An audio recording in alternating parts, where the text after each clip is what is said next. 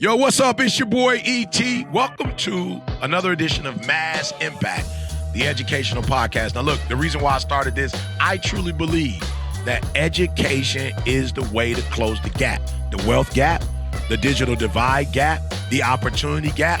Look, the American dream gap. Can I be honest? Everybody's not experiencing the American dream in the way it's supposed to be experienced. So the reason why we started the M.A.S.S Impact, the educational podcast, is to close that gap. Now look, M.A.S.S is simple. It means motivate, actionable steps, which means what? We're going to give you strategies every week. So we're not just going to motivate you and inspire you, which is important, but we're going to give you actionable steps. And look, it's a support system, y'all.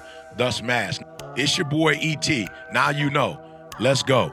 Yo, what's up, fam? It's your boy E.T. Super excited, man. It's that time of the year. It's that time of the year. One of my videos went viral years ago when I talked about all men are created equal. Some work hard in preseason, and it's that time. You know what I'm saying? It's preseason. You know what I'm saying?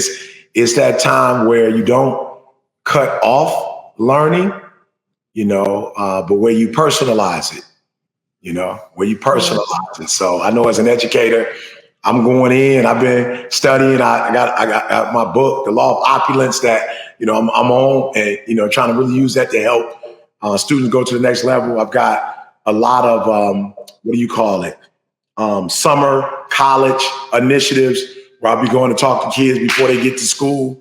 I've got some schools that are calling me to do some stuff online for schools or kids who are in summer programs. So I'm telling y'all, I'll be hitting the Boys and Girls Club. I'm going, it's preseason. It's preseason. And so I do want to warn you guys that yes, this is a time to rest, but it's not a time to quit. It's not time to unpack the bags and, what I'm saying? Just, we're not moving, we just reset and go into another. It's a hard reset, so we still need to stay motivated. M.A.S.S Impact. We still need to stay motivated in the summer, right? The challenges are different in the summer. The focus is different in the summer, right? We still need action steps and probably more in the summer than we ever need, because kids need, when they're not in structured environments, they need structure more than they've ever needed before. And then the last one, the support system, right? The support system. They definitely need that support system. So yeah, super excited, super duper excited. I got the squad with me today. We back, Katie. Everybody. We back, Vondale. We back, Sam. We back. So in the build. Yeah, we got a special guest. So I'm gonna turn it over to Katie. We got a special guest coming in today, Katie. We do, yeah. I'm going to give him like a proper intro. He's got a good bio here. And then I believe Sam, he is a friend of yours, so I'll let you maybe add anything in as well. But we have Greg Schermbeck joining us today. And Greg is a national social impact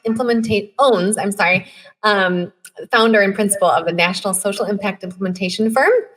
And that's called SchermCo.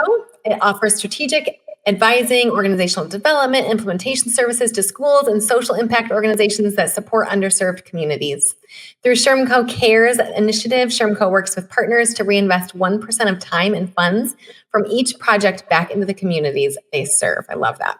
Greg's also the host of the Square Pizza podcast, which features leaders of color doing incredible work in the social impact space. So Greg, I'll let you give us a better intro about all of the really impactful work that you're doing. I do have to skip down in your bio and read. I love that you also added, Greg dreams that one day Boys to Men and Bruce Springsteen will tour together. So I feel like it's important. That's what's up. That's what's up. Don't leave that out. It's too kind. Yeah, I mean, we all have dreams, right? Hey, Michael Jackson and Paul McCartney did a boy together. So there you go. They can come together, which I thought was a phenomenal collab. I love yours. We all got to choose, right? It's the dream and the best of both worlds. If we like a variety of music, and why not bring it together and make it happen? I think it would sell out. I think it'd be big. I'll be there. We got two. We got two, maybe five. Yeah, let's start getting the tickets going. We're so and just to add in really quickly before we dig in, Greg and I actually met when we were in college. We did an study abroad, off-campus program in Philadelphia. I don't know if you worked with the Eagles, but my internship was with the Eagles that semester. Yeah. And so it was an amazing experiential workforce development internship that was amazing. And so Greg and I got to reconnect again when we joined the same teaching program and have reconnected and worked together again to create strategic planning for Show Me the World project. So I've been watching his work that he does like across the country and just superb work. So I'm excited to have you on here as well, Greg, and to learn from you today. Yeah.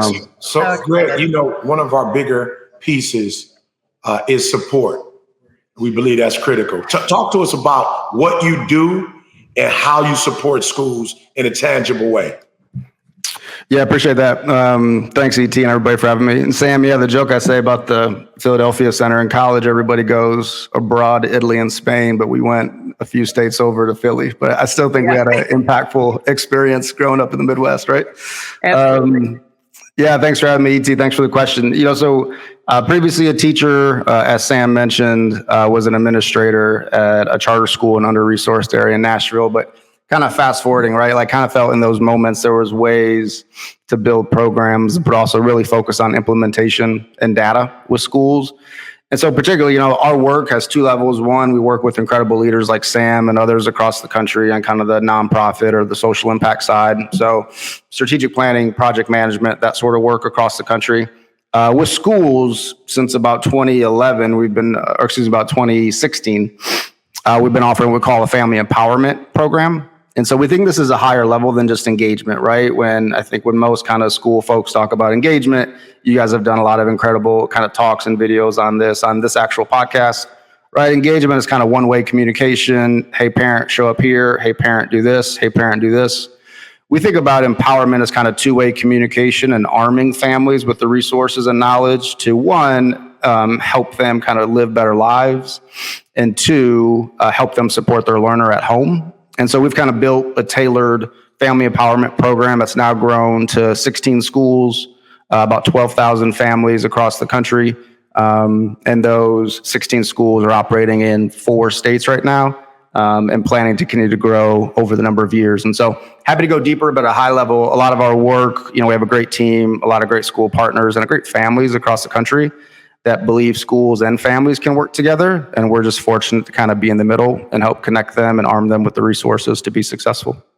Yeah, when you talk about families, how does the work with families specifically tie in with the success that kids are having in the school? Yeah, great question. We're big about data, right? And so it's one thing to say it, it's another thing to do it and prove it. So a few things, right? So we start every engagement with what we call a family empowerment pre-survey. And so we work with the principals and the teachers at each school. We tailor our survey a little bit, but then make sure we're sending it to families. And so we're trying to get at least 50% of those families at each school to complete the survey. We then use that data, to build tailored programs at each school throughout the year. So for example, we're offering financial literacy courses at the school for the adults. We're offering home buying programs for the adults at the school. We're offering job trainings, right? So based upon the schools we're working at in our Title I communities, our under-resourced communities, we're bringing those resources to the schools. Now, to your question, how does that affect the students? So what we say is when we're arming families with those additional resources, they have what? They're more stable. They have more time to help the little ones out at home, and they have a better connection and more support and trust with the schools they're working with. So they feel more comfortable asking questions. They feel more comfortable going up to the school to providing support. And with all those additional time and resources, we're seeing some pretty incredible outcomes with attendance, right? So we talk about like 3rd grade reading and high school graduations, all that important. I see Katie smiling. All that's good, but if we have kind of chronic absenteeism, that's impossible. And so we're building trust, and by building trust, the babies are more likely to show up to school. The families are more likely to ask for support at the school level. And then when we see that, we're seeing attendance go up. We're seeing academic outcomes go up. And even this past year, we had 500 families go through a financial literacy workshop. So as you guys talk about generational wealth and kind of arming Black families with the knowledge to continue to grow generational wealth, we're kind of trying to use the school as a connector to grow and achieve all those outcomes together, both for the students and the families.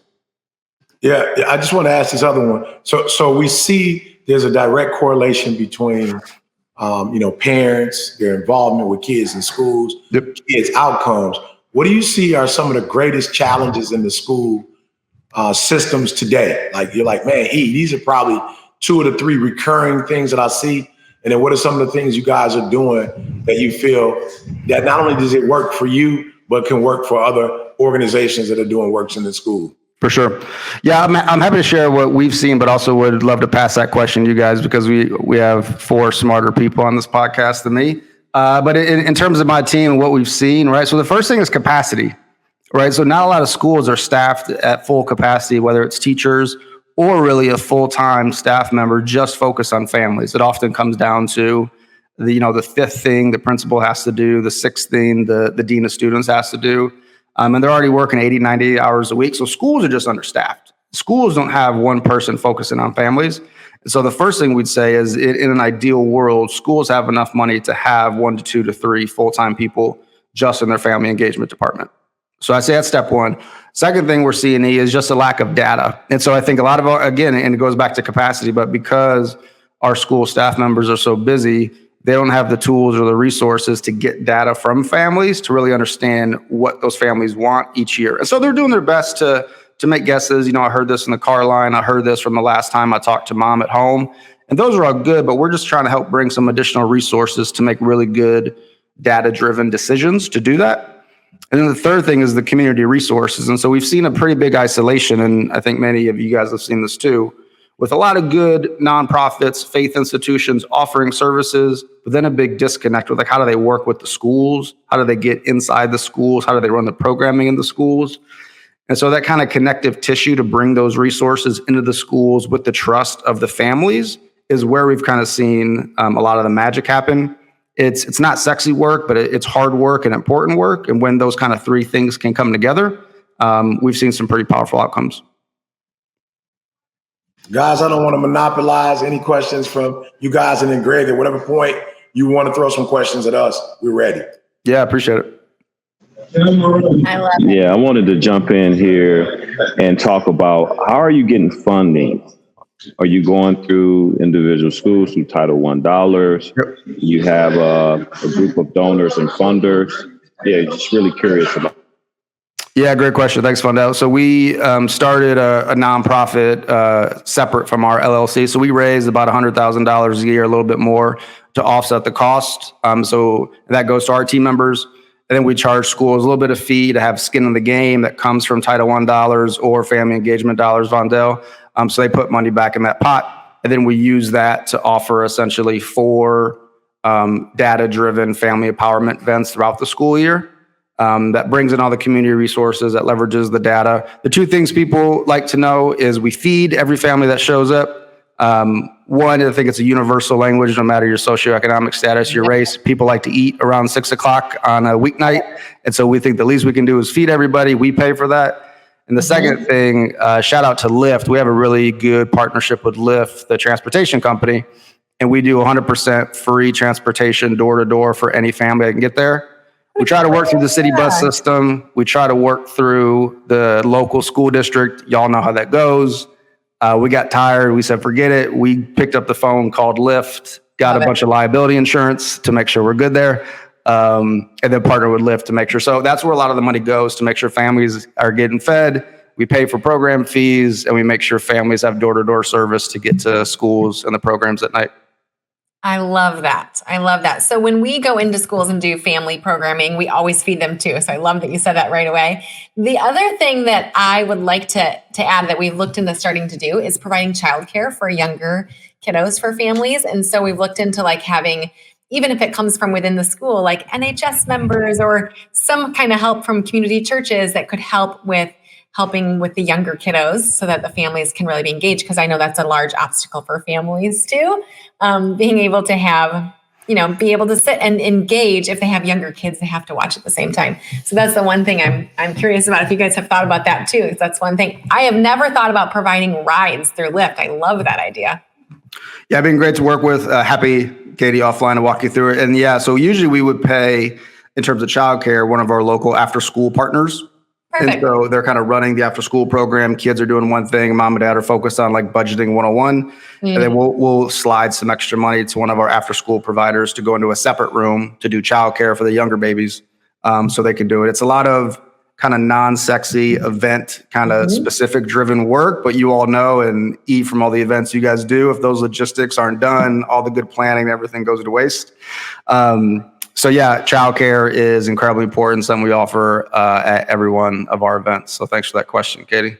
I love that. Just removing every barrier so that the families can get there to get what you want to deliver. I love that. Yeah. Greg, I'm wondering, oftentimes we talk about how parents are not engaged, right? And we don't talk about what institutions or individuals, in the school building are doing to engage them, right? I often say that no child is not interested in learning. Every child is interested in learning.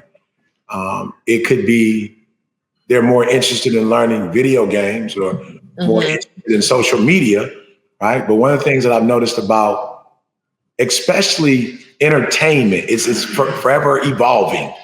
They're always upgrading, enhancing, right? Technology is always, getting better. And I find that schools oftentimes are bland, like they're not really innovative. They're not really creative.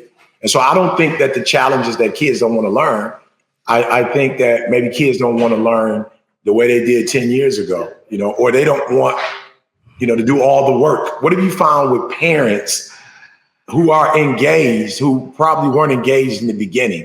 What are you seeing what's working to get them involved? Yeah, that's a great question, Eddie. I think we kind of take a step back and try to look at a holistic approach, right? Like I was in schools for 6, 7, 8 years in under-resourced communities, met with families and community members and humans going through tough times.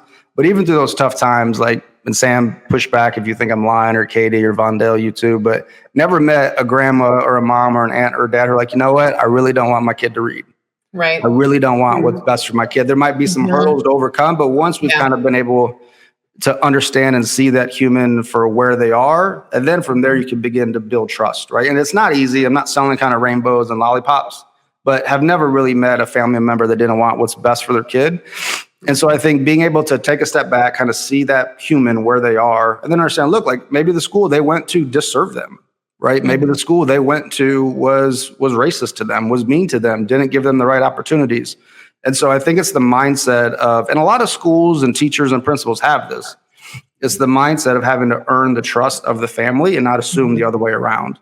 And I think when schools and teachers are able to do that and really work to gain the trust and the understanding of where the family is, what the family needs, how we can meet the family where they are, the families kind of begin to lower their walls, if you will, and begin to trust and begin to engage and begin to ask questions and seek advice. And maybe that parent can't read. Maybe that parent doesn't have a job. Maybe that parent's struggling and they need support, but they need to be able to trust the human that's in that school building first before they ask for that sort of support. And I think when we've been able to help schools kind of get over that line and do that is when we've seen really powerful outcomes happen. Love that. Hey, Vondale, I know we're not going to get to keep you very long today. You've got really big, impactful work to happen out there too. So I don't know if you want to get any final words. I love that he just slid in. He was like, I'm in Obama's office downstairs. Like it wasn't a big deal. I just saw Obama's right hand in terms of. Yeah, that was Chris who just popped in. That's cool. I love it. There's some big dogs. I got to moderate this conversation, so I'm a jump, guys. But I appreciate everybody. Thanks, Vondale. Good job, Greg. This is awesome. Take care, Greg. Any questions? Any questions on your end? Yeah, ET, I'd love to know. I mean, as many schools as you've been in, I've been the one talking here, but what have you seen in terms of families and schools and great ways to continue to support families across the country? I think one of the things that, we don't talk about enough, and you just mentioned it, is the distrust, that families have of schools. Oftentimes when you talk about politics, there's this culture of, man, we don't trust politicians. We don't trust them to do what they say they're going to do. And I think it's also the same way in schools. In a lot of the schools, our parents don't trust that the school district has the best interest for their children, or they're going to put their kids in the best place to succeed, And so I think that's one of the things that I've noticed, that if you talk to parents and you get parents to understand that, school is a viable option. A lot of parents is like, it's a law. My kids got to go to school. But as soon as they could drop out and get a job and contribute to the family, they need to drop out. And I have to continue to encourage parents that you live in a country where critical thinking is important, right? You live in a country where reading and writing is important, right? You live in a country where problem solving is important. And the greater your child is able to do these things, the different the American experience will look like, right? So I talk to people all the time. The American dream is real. There's a large portion of people in this country that don't believe in the American dream. They don't believe that it exists. They don't believe it's for them, right? And I have to encourage people that the pipeline to the American dream is through education. There's no way around it. That the pipeline, you're not going to experience the American dream if you don't take school serious, right? And so for me, just helping people to understand the purpose and the function of the educational system is just as important as the educational system. And I think many of us make a lot of assumptions, and our assumptions is why we're not successful. So the more facts we operate off of and the less assumptions and prejudice and racism that we operate from, the more successful we're going to be. And so for me, I think we make an assumption that people understand the value of school. We make the assumption that they understand how to use it. It's a tool. It does not happen automatically. Like the educational system doesn't work unless you work it. Right? So I think for me, I found that in my work, the first thing I need to do is bring value back and credibility back to the educational institution. As a person that people look up to, I have to get them to understand school is important. Yep, I love that. Absolutely. So I just want to quick pivot because I know we jumped right in and talked about the impactful work that you and your organization are doing. I would love to backtrack a minute and talk just about on this podcast, we talk a lot about how we are educators or former educators, and we are innovating in different ways, based upon our experience. And so would love to hear more about just your path to launching SchermCo and how that came up to be. Yeah, appreciate it. Well, this is where, E, I got to say, I read all your books, so huge fan. I got them all right here, but also in the latest one. So I grew up in Toledo, and if I read it correctly, you said you and Dee got married in Toledo. Is that right? Yes, sir. $25. I circled it. I circled it in the book. I was like, man, I love the hustle. And then it was a little bit cheaper in Toledo. I love that. Greg, by the way, I remember when you bought UOU and E sent you a voice memo. Send me an audio message. Yeah, man. Instagram. He's like, yes. No, that meant a lot. I mean, busy dude. And, the following you have to send little old me an audio message just to support the book, man, that touched me. That was awesome. I appreciate that. But yeah, to Sam's point, I mean, really fast, and E, to build off your point, my dad was in the Marines, my grandpa was in the Marines. I was one of the first males in my family not to go to the Marines, but on the flip side, the first person in my family to go and graduate college. So I'm a first generation college student, but all along the way, growing up in Toledo, my parents really instilled the importance of education to me and my two younger brothers as well. So we were fortunate to go. My dad ended up going back to college. He graduated with his undergraduate degree 2 years after me, because he sacrificed so much for me and my brothers to go first. And so that meant a lot. But also being in the military, he still very much believes, of course, America is the greatest country on earth, but also understands it's not perfect for a lot of ways and reasons. But thought education for me and his kids were the best way to get that, because he didn't necessarily get that opportunity straight out of high school. So in Toledo, to Sam's point, I grew up in a trailer park until fourth grade. I didn't think that was that big a deal until people started telling me it was a big deal, but it was, a home. My parents were great. They worked as hard as they could. They were saving money. We had diverse neighbors, right? We had neighbors of all kind of races and creeds and religions. And I thought that was normal because it was to me growing up. And then as we got older and moved to different neighborhoods and told people lived in the trailer park, they started looking at me funny. I didn't understand why that was, funny to other people until kind of later on. But yeah, Sam, then through high school and college, played football at the College of Worcester. Shout out to Worcester. We played Sam's school a few times as well. Quakers. We won't talk about the record. We won't talk about the record. We'll be nice. And Sam was being nice to me to get me on the podcast. And then found out, through school, I majored in urban planning.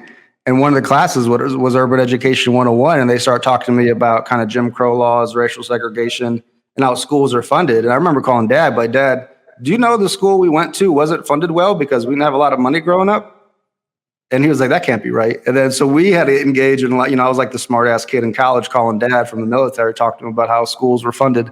But that really fired me up. It pissed me off. I was like, why did I maybe go to a school with less resources? Because my parents didn't have as much money as others, but also for I'm a white dude growing up in America, and I went to school with Black people and brown people and, people of different races and religions, right? So what does that mean for them and their school and their household? And how can we collectively build the greatest country on earth if we're automatically kind of disadvantaging people based upon the schools they go to, based upon the money and this, right? So all that stuff, I was like, this is wild and completely unfortunate. And then learned about Teach for America, maybe similar to Sam. And then was like, well, this is my opportunity right out of college to try to kind of do something about this.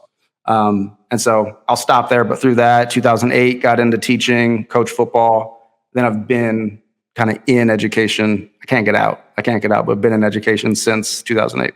Yeah, and that's why I said what I said earlier. It's like, I have a duty to help people to understand the importance, like why education exists, because I think a lot of people think that when, I think people think that when America was being founded, that there was an automatic educational system, right? And I don't know that it was as robust as it is today. I remember even being a kid watching Little House on the Prairie. It wasn't a robust, educational system. It was whoever the people were in the village, they were at a little schoolhouse and, they were working with the kids during the day. I don't remember seeing swimming and aerodynamics and science and a laboratory and such. So I think it's my responsibility to let people know that one of the things that makes America America and what has made it a superpower up to this point is our educational system and what we have in our educational system, right? But again, I think to your point, it's also important to get people engaged in what's happening. Why is our school system the way it is? And then what do we do to make it better? Because to your point, if you're not getting funded and you don't realize you're not getting funded, you've never been to another school district, so you don't know that they have things that your school system doesn't have that you need in order to compete on a certain level, then you can't get engaged in the way you need to get engaged. Yeah. So I love you saying, hey, I'm not just thinking about me as a white male, I'm thinking about America as a whole. And if the country is going to be a phenomenal country, we have to address, certain things. You know what I'm saying? And so for me, I always say to people, hey, there were a group of people, and it's not just based on color, it's some other stuff that's involved, but there are some people in this country that they didn't actually have a plan for, right? So they didn't have a plan for you. So then that means that you have to get with them and go, hey, you didn't have a plan for me, but now you need to get a plan for me because I'm here, right? So my ancestors didn't come here to go to school. They came here to work. But there's some great things that happened over the years that have allowed us to go to school now. So it's like, okay, now we're in school. Okay, what's the plan, right? And then individually, I'm asking students, what's the plan? Because a lot of you are here because somebody dropped you off and you don't have a reason for being here. So you're not going to be successful if you're just going through the 8th grade, then going to the 9th grade, going to the 10th grade. Like, you got to know, why are you here? And then what do you plan on doing with this great thing called education? Because I have used it. It has revolutionized my life, and I read on my own, and I count and calculate on my own, you know what I'm saying? And I have my own laboratory in my home that we have to, break things down and figure things out, and so I love what you're doing.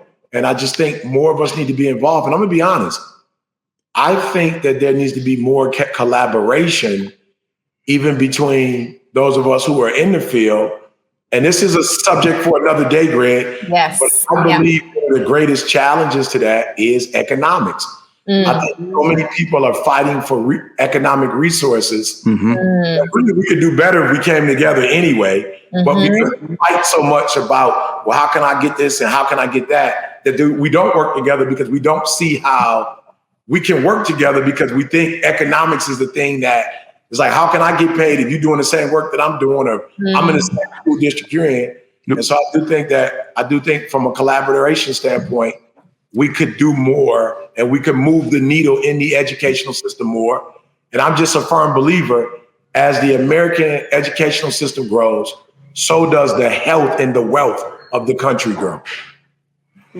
Yeah, I love that. And if I could offer a quick point, E, to build off of the collaboration piece. And so of the 16 schools we work with, and Sam, I think you'll remember this, about 10 are district schools and 6 are charter schools. And I know you're familiar with charter schools, all in under-resourced areas. And, I think the headlines in the news would tell you they're against each other.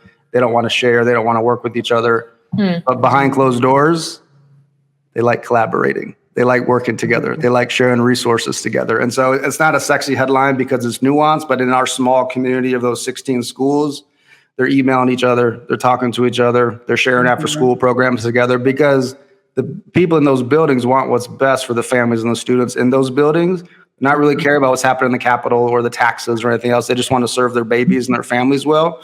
And if another school comes over with the right mindset to share resources, they like to collaborate. They're not worried about who's getting paid and that sort of stuff. And so, again, it may not be across the country, but we've seen really promising practices, E, to your point, around what happens when people collaborate, when it's best for kids and families. Good. And what are some of the outcomes you're seeing? And I'm curious to know, are things happening faster when we work together? Oh, I'm sure. When we're not working together? What are you seeing, Greg? I'm seeing hope and optimism. Yeah, it's a yes and, right?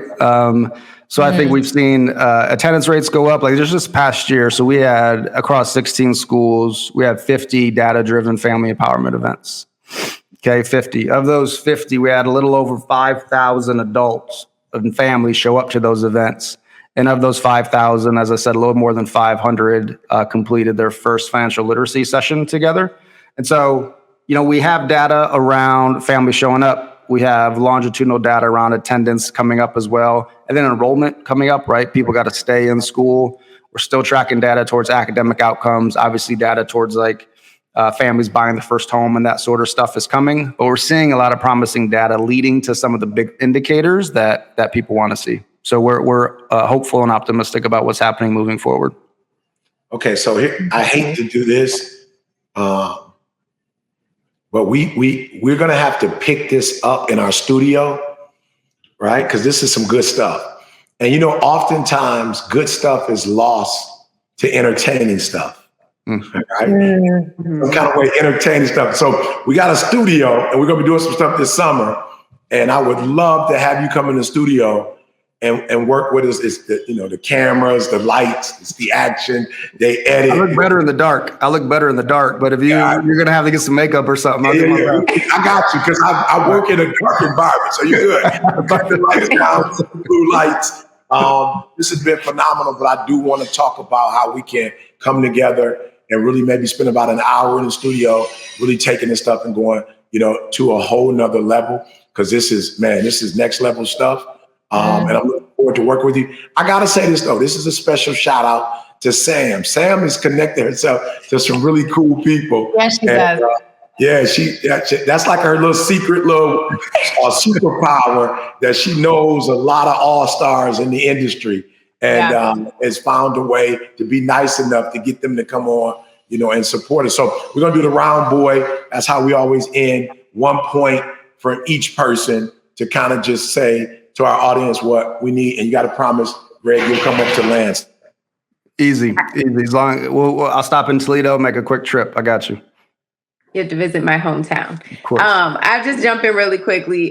Thanks, E, for that shout out. But I think that is the point there, though, is the connections between people and organizations. We are just stronger together. And Greg, you hit a lot of those points of like, how can we be in collaboration? Not this like competition, because that's what we're supposed to be in or whatnot. And so we are stronger together. So I just encourage everybody to look to the left, look to the right, get in new spaces, and continue collaboration so we can be stronger. I want to say one other thing also. I know Greg hasn't talked about this yet, but he hosts a podcast called Square Pizza. And I know it is his 100th episode. So I just want to say congratulations to you, and excited that this will be featured on it as well. So excited. I love it too, Greg. I was just listening to it on one of my walks the other day, and then took a link to one of the episodes to send it to one of my team members to tell him to listen to it. Oh, great. Because I felt like that episode was so valuable. So truly, yeah. Thank you. Thank you. Hey, I'll jump in next. I'm ending with a book recommendation each time. And so since we talked about family engagement, I'm going to give everybody a recommendation for the book, New Ways to Engage Parents, Strategies and Tools for Teachers and Leaders K-12. It's by Dr. Patricia Edwards, one of my mentors from MSU. I had the opportunity to contribute to this book, but it's truly so good and really fits well with our conversations today about how do we engage more families. Greg, talk to us. Give us your 60-second in boy. Well, thanks for having me. It's a pleasure and a privilege, E.T., Katie, and Samantha. But speaking about collaboration, we had a guest, and one of my friends, James Ford from Rockford, Illinois, also a Midwest guy, teacher here, teacher of the year, rolled up to the state board, doing incredible work with Creed around racial equity in North Carolina. But one of his quotes I love saying it, he says, prosperity is not a pie. Right. And so we don't run out of slices. There's enough room for everybody at the table. And I think through collaboration, through these connections, through organizations working together, we can continue to make sure all students and families have access to an equitable education. And so hopefully that quote feels relevant to all of you. Check out the work of James Ford, but really believe that it's not a pie. We all have access, and we all need access in order to continue to make sure we all do the best we can together. Love it. Love it. For me, use your influence. Don't be afraid to speak up. I was listening to, I don't decide what goes up on social media. And I was listening to what they put up today. I don't generally do it, but for whatever reason, there's been a lot of DMs. People have been DMing me, whatever the message was today. And I saw it today. And it was overtly Jesus, you know what I'm saying? And I know in the past, my staff has been kind of scared, just to say certain things. I'm like, I'm not tripping on whatever is your thing. But whatever your thing is, don't be afraid to say your thing because you're worried about what somebody else thinks about your thing. I'm not a person that believes everybody should believe like I believe, but I'm not going to be afraid of what I believe. And I'm going to promote what I think is healthy. And I think we got to use our influence. And a lot of us are afraid to use our influence. I'm in schools. I love school. I got a PhD. I'm not suggesting everybody in the world go get a PhD. I think it's a grueling process. I don't think it's necessary for everybody, but I do think school is important. I do. I just believe that with all my heart. So I'm going to tell people go to school. And I'm not going to feel funny because other people don't subscribe to education. Some people trade. Okay. That's what you want to do is do a trade. But I'm telling you to read. I'm telling you to write. So I just think whatever you believe, you should push that. I love it. Good. Katie, Cam, somebody, Katie, Sam, Greg, somebody take us away. Well, if I could, if I'm remiss, I just want to say thanks to my team. We have a wonderful team and we're growing 6, 7, 8 full-time people. Couldn't do this work without my team, our school partners, our clients. I want to lift all them up right now. We're only here because of them. And of course, because Sam's good people and thought nice enough to do it. I want to make sure my team, our community, our partners get a shout out for all the great work they're doing, and they're trusting us as well. Thanks so much for having us. Love it. Thank you so much for being here. Keep up the great work. Thanks, Joe. Have a great day. Welcome back, everybody, to another episode of the principal's office here on M.A.S.S Impact, and this is the summer edition of M.A.S.S Impact. Because see, the summertime is officially here. It's tank top and sunglasses season. The sun is shining, the weather is warm, it's nice outside, and school is out. But summer is a time for rest and reset, but it's not a time for relapse. See, what we mean by that is that summer is a time to be more creative, to be more innovative, to reach into that bag of tricks of how can you support your students even more to create an even more massive impact than ever before. And while we do need to rest and recharge and recenter ourselves, we do not need to take this time as a time to remove ourselves from the purpose and the calling that we have on our lives. And that is to create a mass impact in our schools and the lives of the students and the communities that we serve. Now, part of that is being super, super innovative with how we use our resources to help those students. And that's why I'm so excited for today's episode. We've got a special guest along with our normal squad. And that's the topic for today. How can we use what we have to get these kids what they need? And a lot of creative ideas were put on the table. We talked about offering Lyft and Uber rides. We talked about after-school programs, summer programs. We talked about a lot of different things, free childcare even. But, you know, when I think about this, at least in my mind, I start thinking about, well, what about the limitations to that? What if I have a lack of resources? And hey, maybe that's my limited beliefs coming out, but my first gut reaction is that sounds amazing, but I don't know if I'm the one for it. And I'm being completely transparent here. When I was reading through the show notes, that's what popped into my mind. And I thought back to when my gymnastics career got started. And I need y'all to understand that I paid for my own way in the sport of gymnastics. It's a pretty expensive sport. So I got a coaching job when I was 14, 15 years old, however early they legally let me do it. And I was using the money that I made coaching to pay for uniforms and meet fees and even travel and the gas to get to competitions, things like that. And we were struggling to go to that next level, or for me to go to that next level as an athlete because of the limited resources, right? But we've all heard the quote that resources is never the problem. It's resourcefulness, right? And so I sat there and I started going back through my own journey, and I remembered when everything changed. And there was this coach, his name was Harry Barker out of Huntsville Gymnastics Center. And I actually just saw him a couple of days ago at his baby shower. He's about to be a father. I'm super excited for him. But I was thinking back on, again, that journey that I went through. And what Harry did for me was he worked at a camp out in Tennessee. It's a gymnastics camp where a lot of high-level gymnasts, they go and they gather. It's a summer camp, right? Summer programs. And that was the first time when I went to that camp that I was exposed to other people who were trying to go to college for this sport, who were trying to really take their career somewhere other than just having fun with it, right? At their hometown, small town gyms. The thing was, that camp was $900 a week. And we certainly couldn't afford that. Like I said, we couldn't even afford the gas to get to the competitions. I was paying for that from my coaching job. And what Harry did is he didn't have a whole lot of resources either. He didn't have a whole lot of money. He didn't have a whole lot of means or wealth to be able to do anything, but he made a couple of calls. You see, he didn't have wealth, but he had relational wealth. He didn't have material wealth, but he had relational equity, right? And so he made a couple of calls because he had put in a lot of time and a lot of work and a lot of effort at this camp over the years. He had worked there for many, many years. And he said, I've got this kid who I think has a lot of talent. Is there an arrangement that we can work out? Maybe he can help clean the camp. Maybe I'll do this on the side to help make up for it, but we got to get this kid a scholarship. Can you do that with your Lyft? You call up somebody from Lyft or Uber and say, hey, we've got this new program that we're doing with school. Can we offer free rides to school? Is there something that we can do? And maybe the school pays for it. Maybe the grant money. I don't know what it looks like. I don't work in the schools. You tell me what it looks like. But I'm saying, is there a call that you can make? Is there relationship capital that you can expend? Is there resourcefulness that you have? Do you have the figure out gene where you can say, I don't necessarily know how to make some of these things happen, but I do know that I can figure it out.